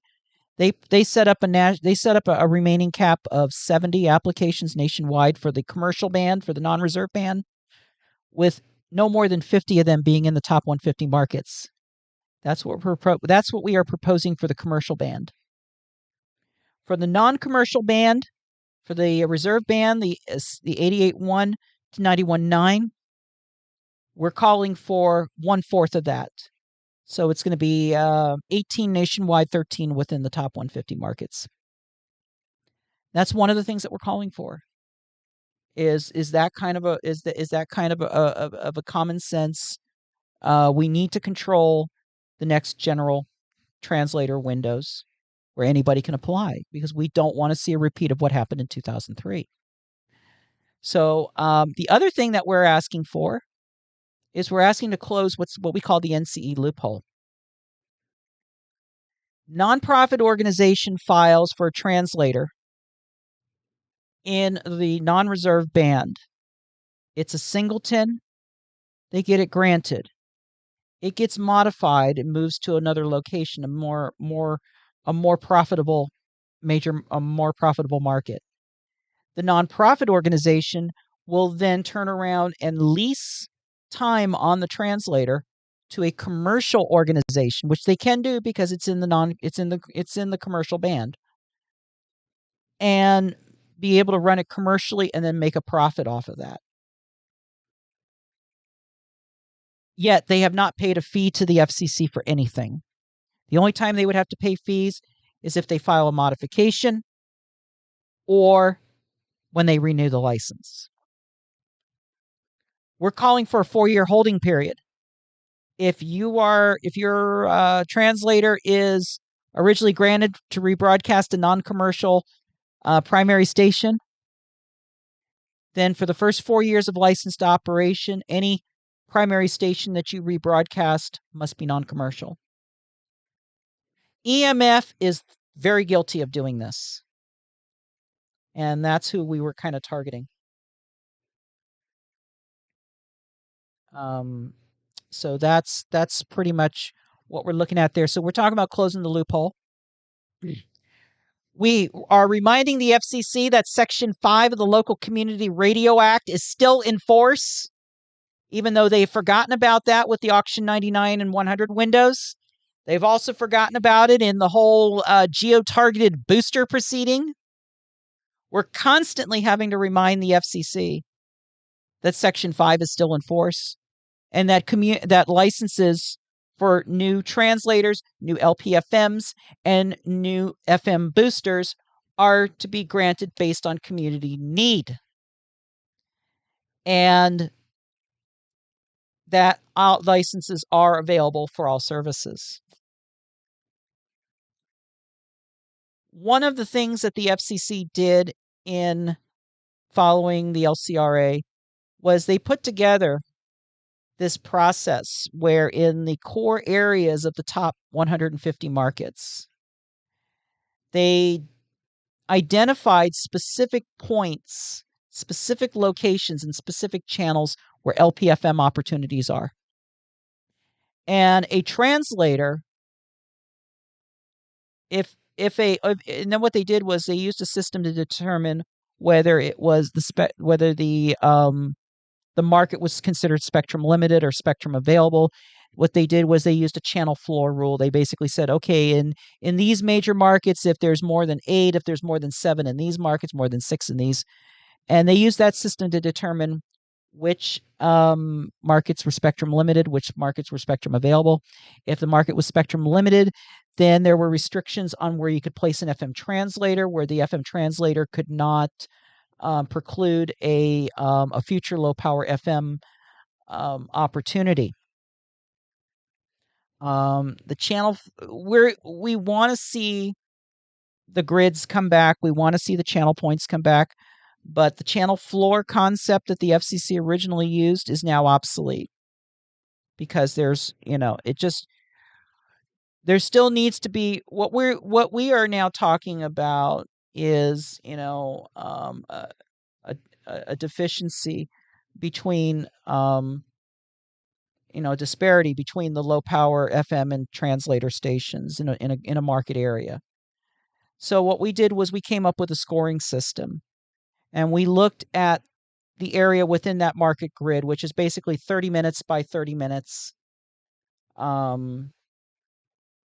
30-minute by 30-minute of latitude-longitude grid around the center of the city. And we looked at the number of LPFM stations that are in that area, the number of possible LPFM opportunities in that area, and we looked at the existing translators and what those translators were doing. For the LPFMs, what we did was we weighted the score based on how big the stations were. and also to the purposes that they served. For example, we would give an LPFM station would give each LPFM station 6 points, because 6 is 5.6 kilometers rounded to 6. Where translators, based on the size of their translator and based on the area that's used to determine their LPFM protections, they either got 7, 13, or 20 points based on their size. And then what we did was we gave a discount on those points if they were being used to broadcast an AM station, because REC has taken a past position that FM translators that are being used to rebroadcast AM stations are more of a community need than in an urban area than a FM translator rebroadcasting another FM station, a la an HD subchannel. So that's the reason for that. And so what we do is we look at these disparity scores, and if the translator score exceeds the LPFM score, then the market is considered spectrum limited.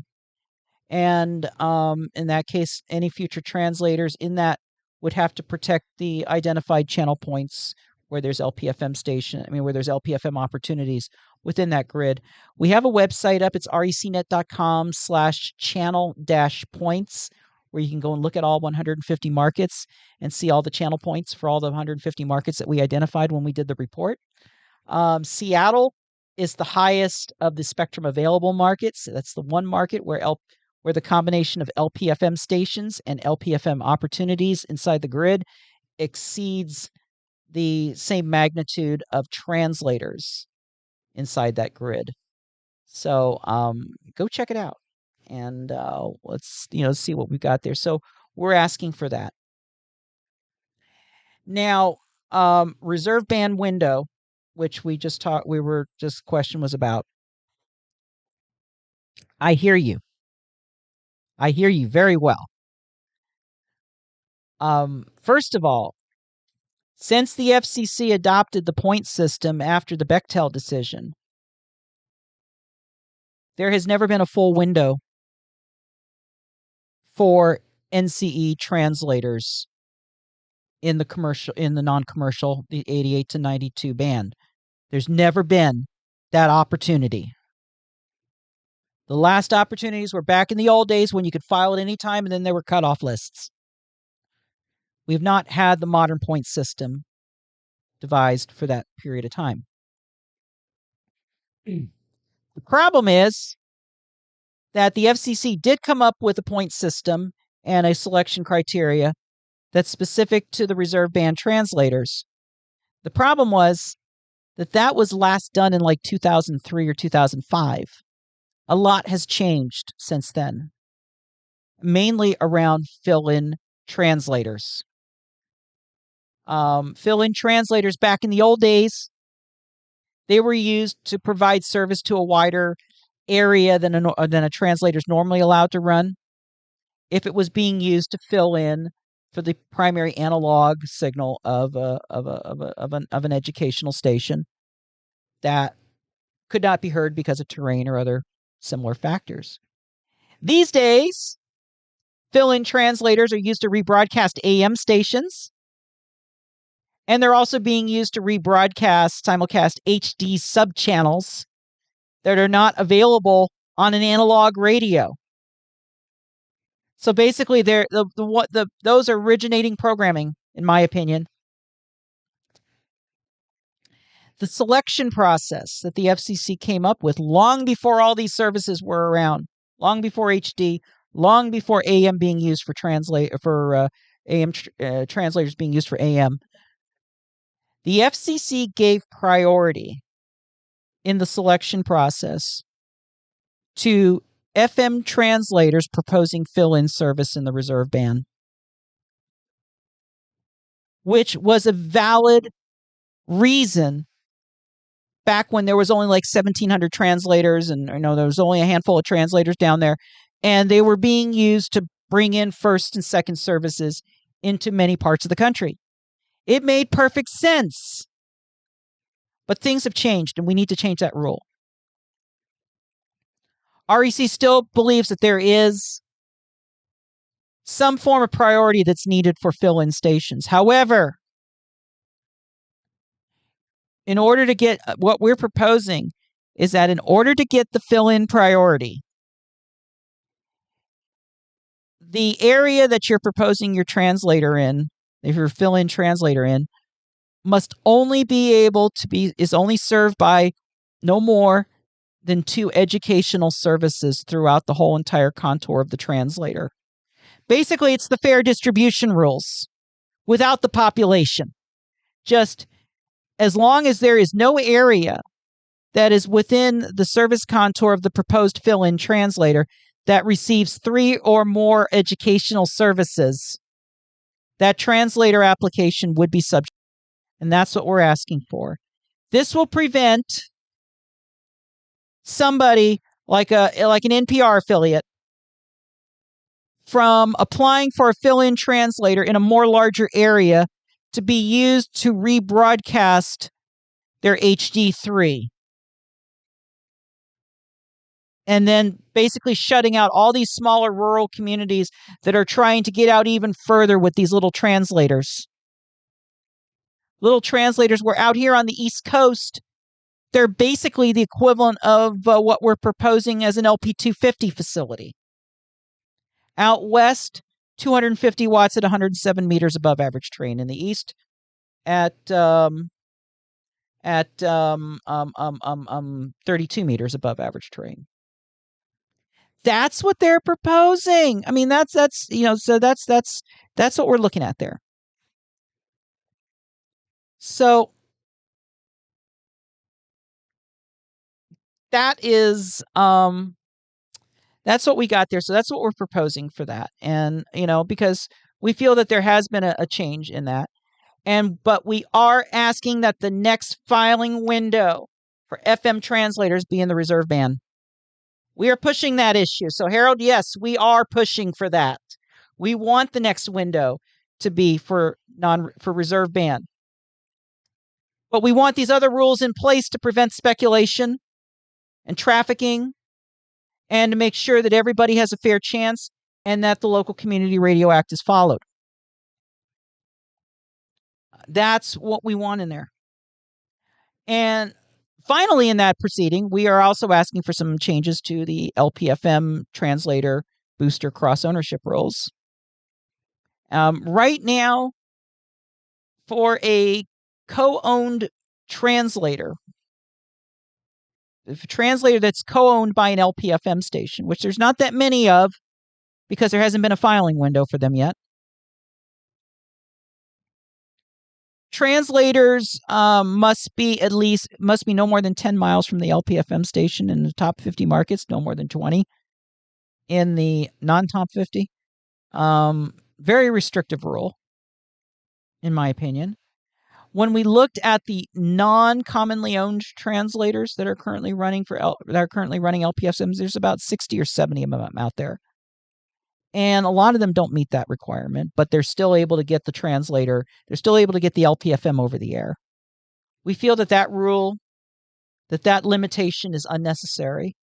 That limitation also applies to FM boosters. We find that to be absolutely unnecessary because a booster's location is already naturally controlled by the service contour of the primary station. There's no need for this extra layer of rule. It's not needed. So we're proposing that what we're proposing for the LPFM though, for the LPFM to translator relationship, is that the translator must be located within 25 miles of the organization's headquarters, campus, or 75% of the board members. This way, under the window for non-commercial reserve band FM translators, it is able to collect, if it's more than 2 years old, it would be able to collect the 3 points for local applicant. So we're proposing that. We're proposing that changes to that. Again, we're talking about removing the maximum distance rules for boosters. There's also some redundant language in Part 73 for LPFM translators and boosters that also exists in Part 74. There's no need for us to have these in separate places because they're both basically doing the same thing. And that's about it. We're still waiting for the FCC to give us an RM number on this one. We don't see anything that is not common sense in here, anything that's too outlandish, anything that's not worthy of an RM number. Yeah, we proposed a wide FM a few weeks ago, and that's a little more pie in the sky. And yeah, we understand why that one doesn't have an RM number on it yet. But this one should. In a new window, the FCC should not allow these companies who filed in the past and sold at least one of these translators. The FCC should have revoked those translators and one member filed a new application. They can't. Because at the time, there was no rule to prevent that. You can't ex post facto 20-something years later. 20 years later, you cannot ex post facto and say, hey, you filed you filed all these translators and you sold you made over $4 million. We're not we're going to revoke all those. You can't do that. It's, there needed to be a rule in place already. We just can't retroactively apply negative rules to somebody from 20 years ago. Or just say, no, you can't file.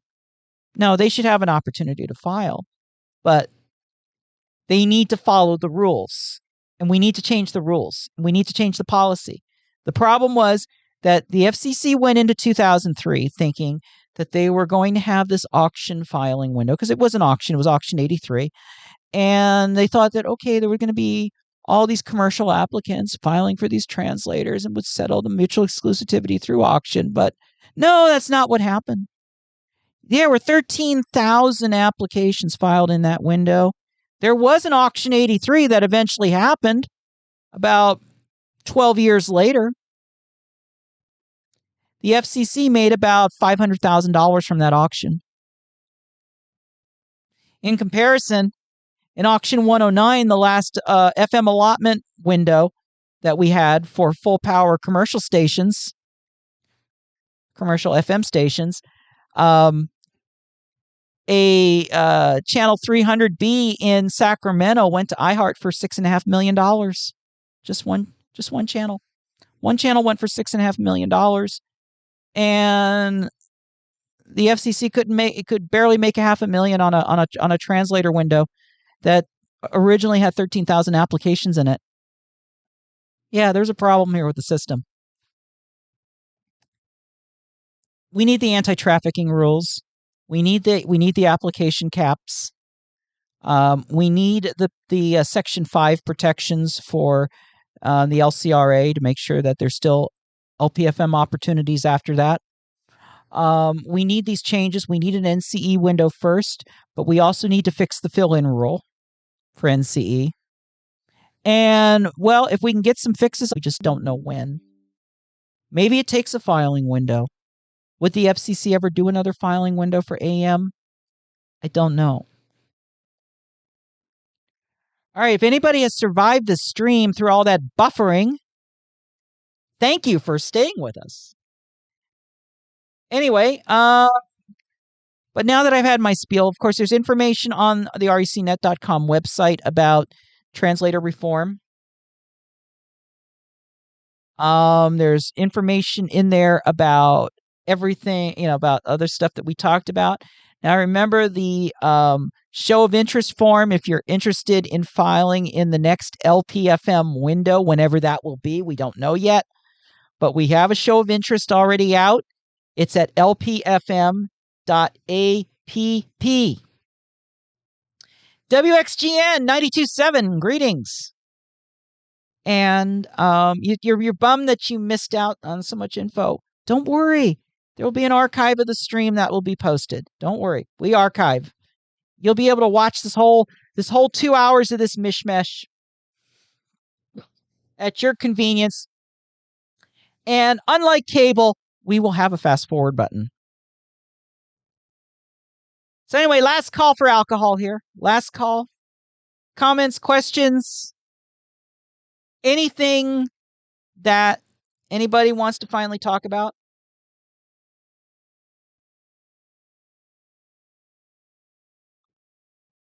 Address of channel availability. What exactly are you referring to, Brock?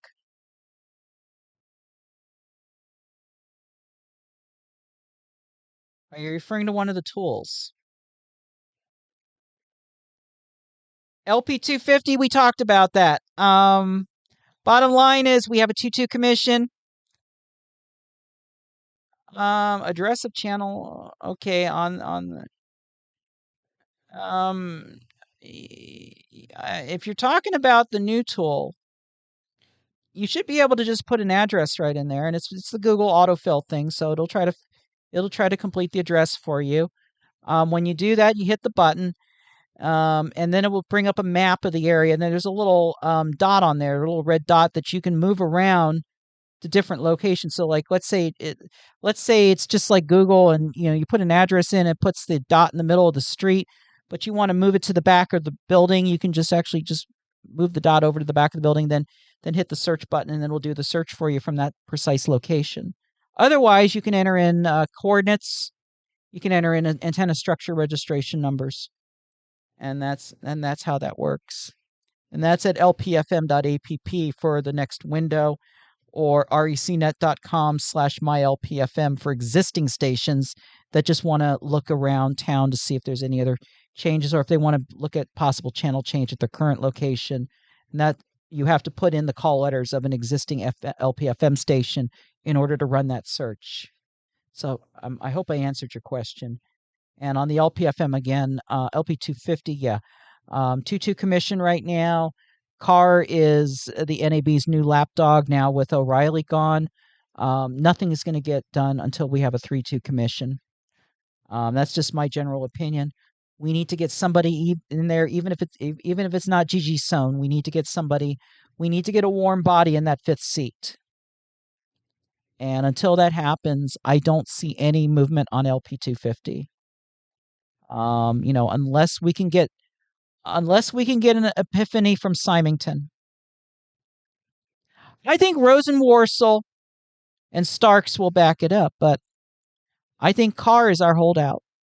Carr is our is our connection to the right wing kind of thing. Good question. Could an LPFM simulcast national public programming? Define national public programming. You mean NPR? What an LPFM can do is they can broadcast a radio network of some kind. They can rebroadcast programming from certain non-commercial radio networks like Pacifica. A lot of stations are buying programming from PRX and from American Public Media and such. And then there's the whole entire faith-based segment. You have the LPFM stations they're the Catholic stations that are getting programming from EWTN. They're getting programming from Relevant Radio. I do have some issues regarding certain arrangements that Relevant Radio has with LPFM stations. The Seventh-day Adventists have a ton of radio stations. That's part of their evangelization mission. And they run Three Angels Broadcasting Network, 3ABN. They run Radio 74 International. They run Life Talk Radio. So there are those kinds of stations out there.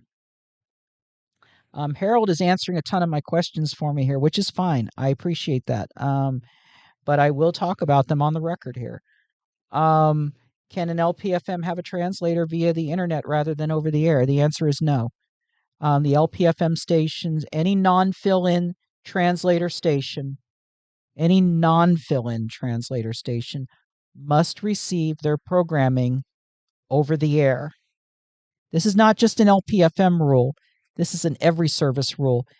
The only ones that are allowed to use, there's two situations where a translator can use alternate method. One way is if they are a fill-in translator, meaning that the translator's service contour is entirely inside the primary station service contour. The other way is if the translator is in the reserve band, so below 92, the primary station is in the reserve band below 92, and both the translator and the primary station are both commonly owned by the same organization. As long as there's common ownership, then any method can be used, and the translator can be 3,000 miles away from the primary station. It's the old, it's what Calvary of Chapel of Twin Falls was doing there for quite a while. They would have they could have their primary station in Twin Falls, Idaho, in the reserve band, and then have their translator on Key West in the reserve band and be on and be able to be legal. It's what we call the satellator rule. So we've got that. Yeah, you need a good antenna, a good receiver, and a very good directional antenna to receive for a translator receiver. Yeah. And yeah, it can be done. So, all right. Any other any other questions there? Yeah, above 92, no can do. Just above 88, you might be great. There we go. Above 88, you'll do great. Above 92, no chance for you. There we go. Something like that. There we go. Coming up with new stuff all the time. All right, last call. It's getting late, people. We are over 2 hours and 15 minutes. We are on overtime.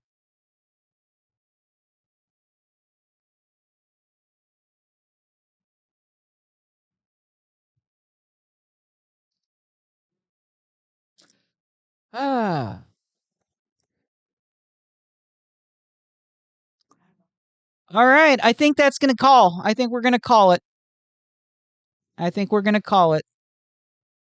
So with that, thanks for watching. And again, recnet.com, a lot of information there. LPFM.app is the site for show of interest. And FCC.today is our real-time update on everything that's going on in the Media Bureau right now as we speak. Until then, good afternoon from Riverton.